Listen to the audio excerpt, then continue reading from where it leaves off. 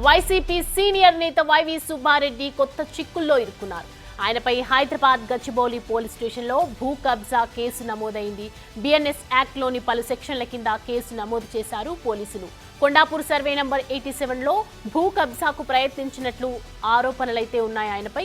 మొత్తానికి 2.3 ఎకరాల భూమి కబ్జాకు ప్రయత్నించినట్లు బాధితులు ఫిర్యాదు చేశారు.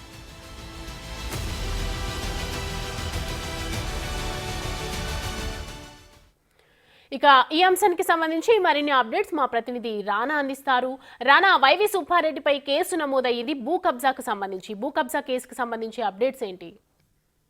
కొండాపూర్ సర్వే నంబర్ 87లో ఉన్నటువంటి 2 ఎకరాల 30 గుంటల భూమి ఏదైతుందో ఆ భూమి తనదే అంటూ కూడా 2 రోజుల నుంచి కూడా ఆయన తన అనుచరులతోనూ జేసీబీలతో వచ్చి అక్కడ కట్టినటువంటి ప్రహరీ గోడని కూడా కూల్చేశారు. ఎటువంటి అనుమతి లేకుండా కూడా ఆయన వెళ్లారు. అయితే ఇప్పటికే అదే భూమి వేరే వాళ్ళకి చెందిందిగా వాళ్ళు గతంలో కూడా పోలీసులకు చెప్పారు. పదే పదే వైవి సుబ్బారెడ్డి కూడా ఈ భూమి పైన కబ్జా చేయడానికి ప్రయత్నిస్తున్నారంటూ కూడా ఆయన పైన కేసు నమోదు చేశారు. దానితో పాటు వైవి సుబ్బారెడ్డి కూడా 2 రోజుల ముందు 2 వ్యక్తుల మీద కూడా ఆయన గచ్చిబౌలి పోలీస్ స్టేషన్ లో కూడా ఫిర్యాదు చేసినటువంటి నేపథ్యం అయితే కనపడుతుంది. అయితే విచారించినటువంటి ఇరు పక్షాల విచారణ చేసిన తర్వాత వైవి సుబ్బారెడ్డిపై భూ కబ్జా కేసును ఇవాళ గచ్చిబౌలి పోలీసులు ఎంటర్ చేశారు. ముఖ్యంగా దాదాపు 6 సెక్షన్స్ కింద ఆయన పైన కేసు నమోదు చేశారు.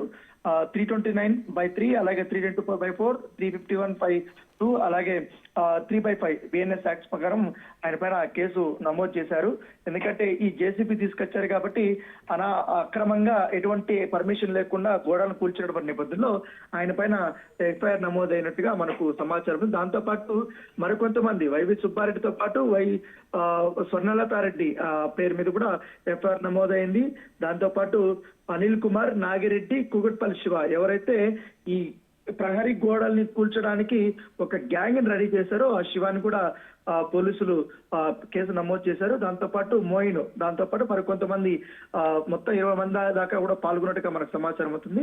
సో వీరందరిపైన కూడా కేసు నమోదు చేసినట్టుగా పోలీసులు నిర్ధారణ చేశారు. కేసు అయితే మేము ఇన్వెస్టిగేషన్ చేస్తున్నాం. అయితే ఇప్పటికే ఇది ల్యాండ్ డిస్ప్యూట్స్ లో ఉన్నటువంటి నేపథ్యంలో ఒకరిపై ఒకరు ఫిర్యాదులు చేసుకుంటున్న నేపథ్యంలో పోలీసులు కూడా అన్ని రకాలుగా కూడా విచారణ చేస్తామని చెప్తున్నారు. అయితే ఇప్పటికే వీళ్ళు జేసీబీలతో అక్కడ అక్రమంగా కూడా కూల్చినటువంటి నేపథ్యంలో దానికి సంబంధించిన ఎవిడెన్స్ ఉన్నాయి కాబట్టి దాన్ని బేస్ చేసుకుని మేము ఇప్పటికే కేసు నమోదు చేశామని కూడా వారు చెప్తున్నారు.